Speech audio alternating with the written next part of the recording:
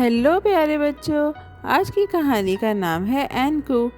एक दिन सुबह जब एक शख्स अपने बच्चों को स्कूल छोड़ रहा था, उसने कुछ परेशान कुन देखा।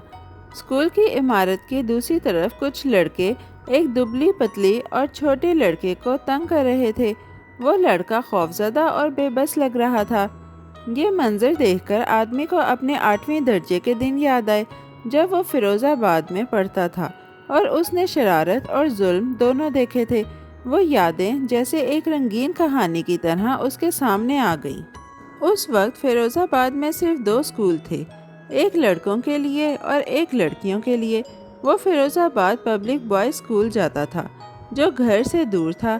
हर सुबह वो अपने भाई फजल के साथ स्कूल जाता। वो 6 लड़कों के एक शरारती ग्रुप का हिस्सा था, जो पूरे स्कूल में मशहूर थे। हर एक दूसरे को तंग करने में माहिर था। उस्ताद अक्सर उन्हें सज़ा देते, लेकिन वो कभी नहीं रुकते। उनमें वो खुद को सबसे अच्छा समझता और किसी को बिला वजह तंग नहीं करता था, इसलिए उसे ख़ास नाम अख्तर सिंधु मिला। एक दिन 8वीं जमात में उस्ताद राशिद ने ऐलान किया, लड़कों, आज से एक नया साथी आपके साथ पढ़ेगा जिसका नाम अलीमुद्दीन है। उसके वालिद को यहाँ मुंतकिल किया गया है। अलीमुद्दीन आगे बढ़ा और क्लास को अदब से सलाम किया। वो दुबला, कमज़ोर और बीमार सा लग रहा था। छोटा कद और मोटे चश्मे, जो उसके चेहरे का आधा हिस्सा ढक रहे थे। शरारती लड़कों ने मुस्कुराते हुए देखा कि अब नया शिकार उनके सामने है। अलीमुद्दीन को ये नहीं मालूम था कि उसके स्कूल के पहले दिन चालाकियों और तंग करने से भरे होंगे। जब आधे पीरियड की घंटी बजी, असगर और असद उसके पास आए। अरे शहजाद, कहाँ से आए हो? असगर ने पूछा, उसके कंधे पर हाथ रखकर। अलीमुद्दीन हिचकिचाया, हवेलियाँ से। मेरे वालिद को मुंतकिल किया गया। ग्रुप का सबसे लंबा हुमायूं उसके मोटे चश्मे छूकर बोला, यार तुम ये चश्मा पहनकर कुछ देख भी सकते हो? बताओ, 4 उंगलियां हैं या 7? अलीमुद्दीन जम गया, नहीं जानता था कि क्या कहे। क्लास हंसने लगी और उसी दिन से उसे एनकू का नाम मिला। तंग करना बंद नहीं हुआ। एक दिन असद ने एनकू को गलत रास्ता दिखाकर स्टाफ रूम की जगह बाथरूम की तरफ भेजा। वो मासूमाना तौर पर उनकी बात मानी, जिस पर लड़कियां और ज़्यादा हंसी। उसके बावजूद एनकू बहुत ज़हीन था। उस्ताद उसे पसंद करते और मिसाल के तौर पर पेश करते, जिससे शरारती लड़कों को और गुस्सा आता। वो अक्सर दरख्त के नीचे किताबें पढ़ता, दुनिया पर एतमाद रखता, हत्ता कि जब लोग उसे तकलीफ़ देने की कोशिश करते। एक दिन असगर ने उसके कान में कहा, परसों मास्टर रहीम फ़िज़िक्स का सबक 7 पर टेस्ट लेंगे। एनकू घबरा गया, मुझे इसके बारे में बिल्कुल नहीं मालूम, मैं अब घर जाकर पढ़ूंगा, उसने कहा और दौड़ लगाकर पढ़ने गया। लेकिन जब पेपर आया, कोई टेस्ट नहीं हुआ।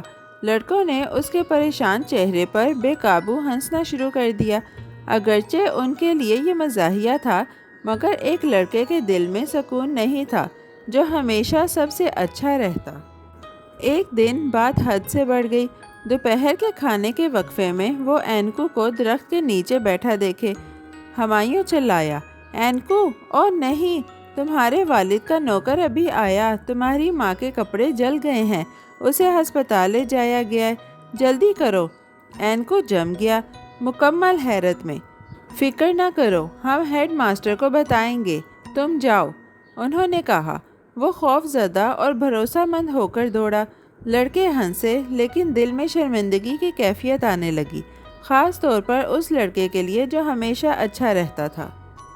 एनकू 2 दिन स्कूल नहीं आया। तीसरे दिन सुना कि वो हादसे में पड़ गया। एक तेज़ गाड़ी ने उसे टक्कर मारी। मास्टर रहीम ने पूरी क्लास को अस्पताल ले जाकर दिखाया।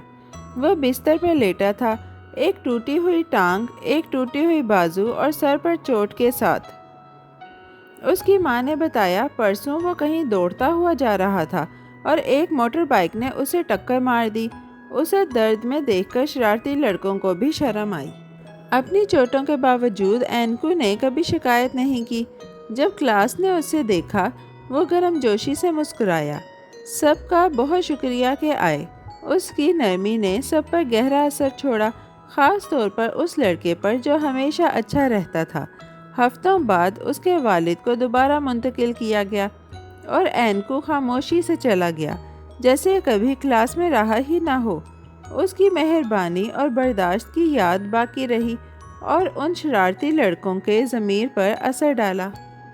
یہ واقعہ لڑکے کے ساتھ کئی سال رہ گیا۔ اس نے شرارتی دوستوں سے فاصلہ بڑھا لیا اور یہ سمجھا کہ تنگ کرنا کتنا تکلیف دے سکتا ہے۔ اس صبح جب وہ اسکول کے باہر ایک دبلی پتلی لڑکے کو تنگ ہوتا دیکھتا، وہ سب یادیں واپس آ گئیں، جیسے اینکو کی موٹے چشمے اور نرمی بھری آنکھیں۔ اسے گناہ کی کیفیت یاد آئی، کسی کو چپ چاپ دکھ میں دیکھنے کا احساس، اور بچپن کی شرارتوں نے مہربانی اور ہمدردی کے سبق سکھائے۔ سالوں بعد بھی اینکو کی یاد نے اس کا رویہ بدل دیا۔ اسے سمجھ آیا کہ چھوٹا سا ظلم بھی کسی کے دل پر دیر پا نشان چھوڑ سکتا ہے۔ وہ اینکو کی معصوم آنکھیں یاد کرتا جب وہ ہنسے، دھوکہ دیا اور غیر ضروری خوف پیدا کیا۔ یہ یاد دلائی کہ اصل طاقت مہربانی میں ہے اور تنگ کرنا کبھی حقیقی خوشی نہیں لا سکتا۔ یہ سبق اس کے دل میں ہمیشہ کے لیے نقش ہو گیا۔ آج جب اس نے ایک دبلے پتلے اور چھوٹے لڑکے کو اسکول میں تنگ ہوتے دیکھا، بچپن کی یادیں تیز ہو گئیں۔ خوف، بے بسی اور اس لڑکے کی خاموش چیخیں اینکو اور سیکھے گئے سبق یاد دلا رہی تھی۔ دل میں شدت سے خواہش ہوئی کہ وہ مداخلت کرے، بچہ محفوظ کرے اور اسے اینکو جیسا دکھ نہ سہنا پڑے، اور اس نے ایسا ہی کیا۔ پیارے بچوں، آج کی کہانی یہی ختم ہوتی ہے۔ بہت جلد ہم ایک نئی اور دلچسپ کہانی کے ساتھ واپس آئیں گے۔ Bye bye. ہیلو پیارے بچوں، آج کی کہانی کا نام ہے اینکو۔ ایک دن صبح جب ایک شخص اپنے بچوں کو اسکول چھوڑ رہا تھا، اس نے کچھ پریشان کن دیکھا۔ اسکول کی عمارت کی دوسری طرف کچھ لڑکے ایک دبلی پتلی اور چھوٹے لڑکے کو تنگ کر رہے تھے۔ وہ لڑکا خوفزدہ اور بے بس لگ رہا تھا۔ یہ منظر دیکھ کر آدمی کو اپنے 8ویں درجے کے دن یاد آئے جب وہ فیروز آباد میں پڑھتا تھا اور اس نے شرارت اور ظلم دونوں دیکھے تھے۔ وہ یادیں جیسے ایک رنگین کہانی کی طرح اس کے سامنے آ گئیں۔ اس وقت فیروز آباد میں صرف 2 اسکول تھے، ایک لڑکوں کے لیے اور ایک لڑکیوں کے لیے۔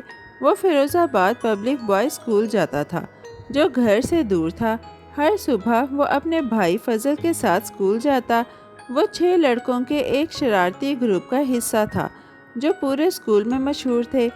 ہر ایک دوسرے کو تنگ کرنے میں ماہر تھا۔ استاد اکثر انہیں سزا دیتے، لیکن وہ کبھی نہیں رکتے۔ ان میں وہ خود کو سب سے اچھا سمجھتا اور کسی کو بلا وجہ تنگ نہیں کرتا تھا، اس لیے اسے خاص نام اختر سندھو ملا۔